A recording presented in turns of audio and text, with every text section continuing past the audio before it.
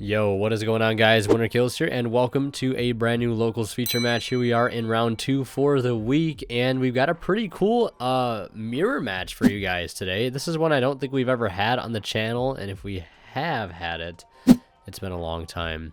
So here we have my friend Fergus on the left versus the one and only Andy Bobandy.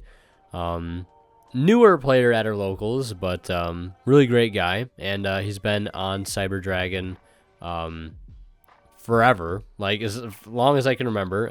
He had a profile on the channel a little while back as well, and both of these guys are, you know, two of, I think, our three like dedicated, like eternal Cyber Dragon players. And you know, as soon as I saw that they were gonna have a mirror match, I was like, we gotta have this on the camera. Like, this is the ultimate showdown, right? Two Cyber Dragon veterans facing off here, and this is also why I didn't pull this match, because it's hard to pull a mirror match, right? Unless both builds are vastly different.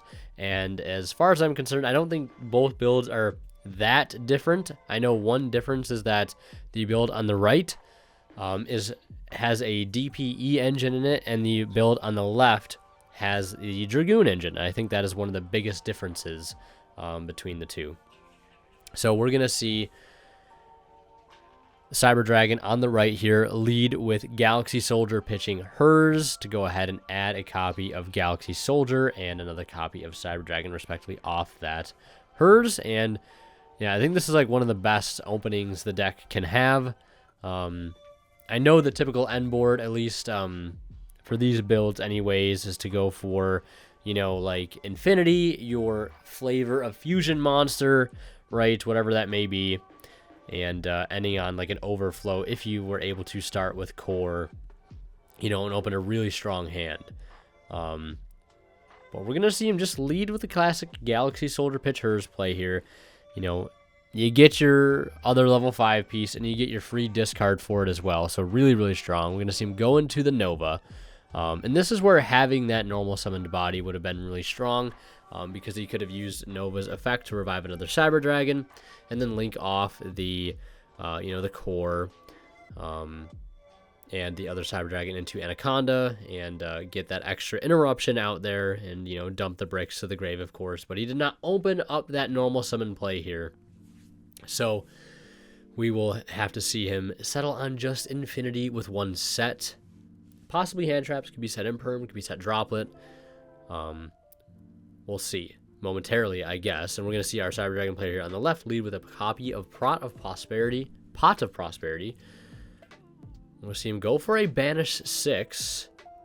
And we'll see if this gets negated or not.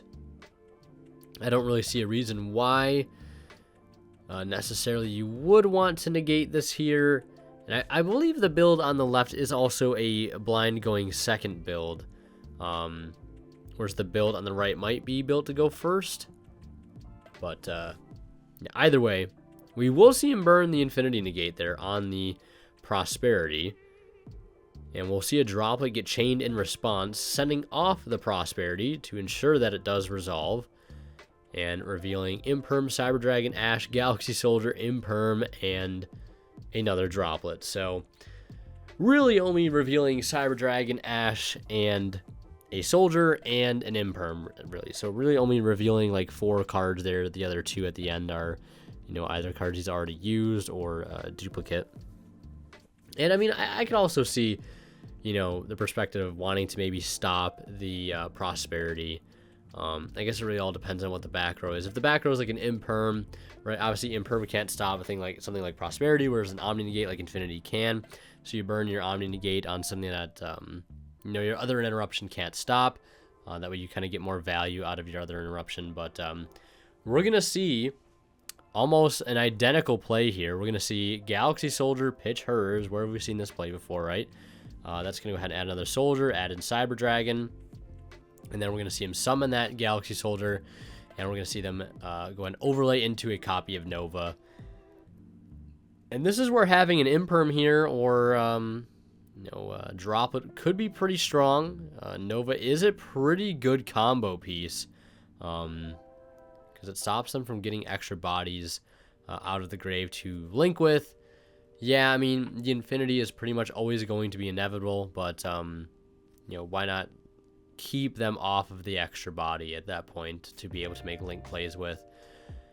Puts them on having a lot more extenders than they might have. We will see a droplet from our other Cyber Dragon player stopping the Nova, and then we'll see an Infinity get summoned here, which is at 2,500 right now, but it is half damage due to Prosperity, so only take 1,250 there.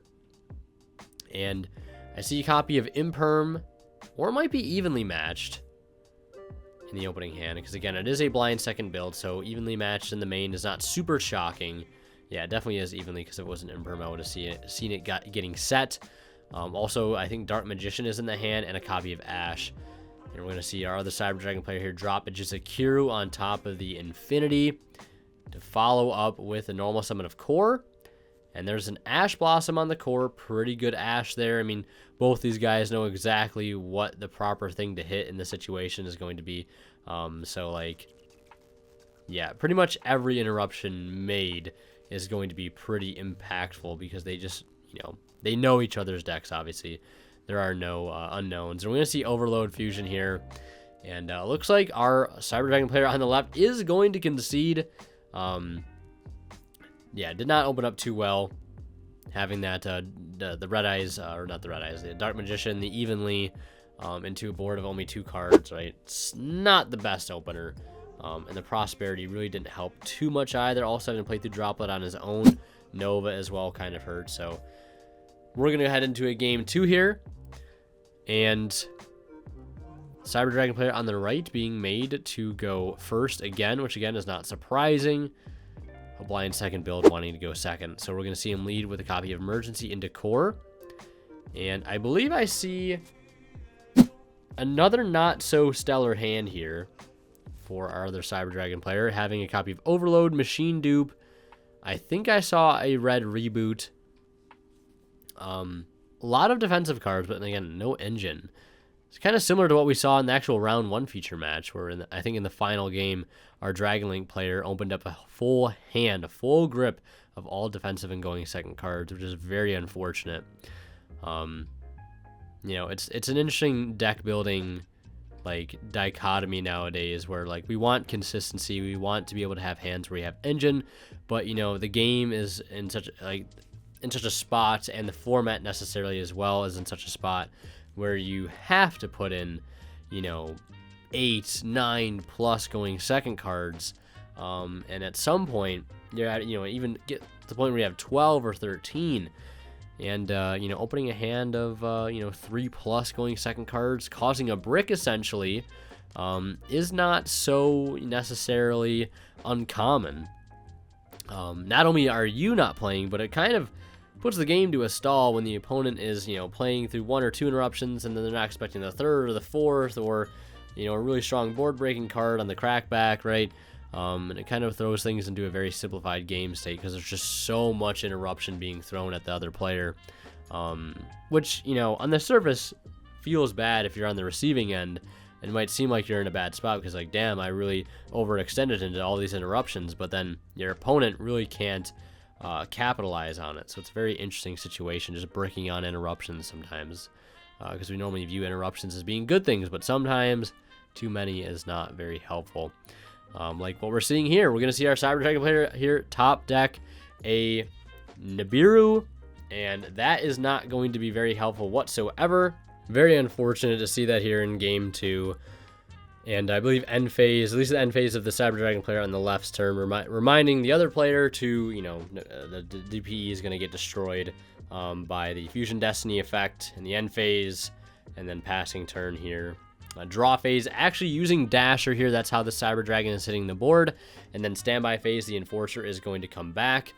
And right there has about 27 or 2,600 plus another 25. Not enough for a game. It looks like he is just going to go battle phase, and looks like our Cyber Dragon player is just going to concede, showing him the opening 5 there, and showing the Ash in hand and the Imperm. Drawing Lightning Storm. Lightning Storm, oof. Not really looking good. I think he continued to reveal the cards off the top of the deck there and wasn't finding anything good, yeah, as you can see, just for a very, very long time.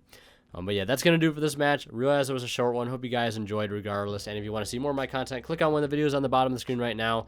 And last but not least, a huge shout out goes to our Divine Level channel members. And they are Tweeter0226, Pony Star, Cadillacs84, Keith Sidgers, and Black Ninja Money. Thank you guys so much as always for your extremely kind and generous support of the channel.